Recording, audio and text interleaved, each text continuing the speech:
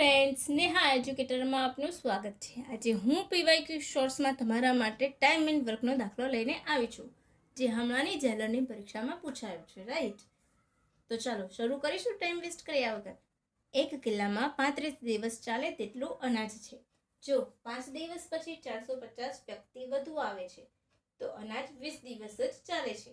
તો શરૂઆતમાં કિલ્લામાં કેટલા માણસો હશે?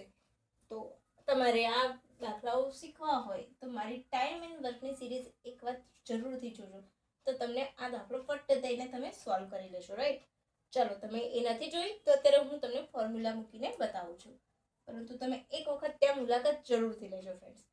m1 d1 minus d2 upon m1 plus minus m2, અહીંયા જે પણ આવશે એ આપણું માપ આવશે, બરાબર? માણસો શોધવાના હોય તો માણસ અને દિવસો હોય તો દિવસ, જે શોધવાનું કહ્યું એ આપણે અહીંયા મૂકવાનું આ બોક્સમાં, રાઈટ?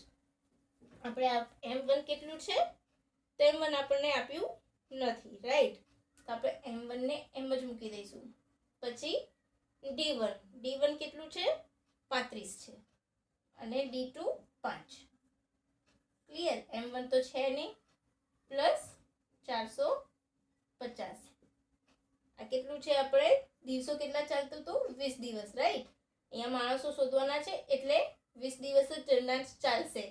જે દિવસ ચાલે છે માણસ અથવા દિવસ, હું આમ લખી દઉં છું। આપણને જે પણ આપ્યું હોય ને એ મૂકવાનું આવશે અહીંયા, રાઈટ? હવે આ 30 થઈ જશે તો હું અહીંયા x લખી શકું છું ને, એને એમના બદલે હું x લખી દઉં। હવે 20x પ્લસ આના કેટલા થાય? ડબલ 9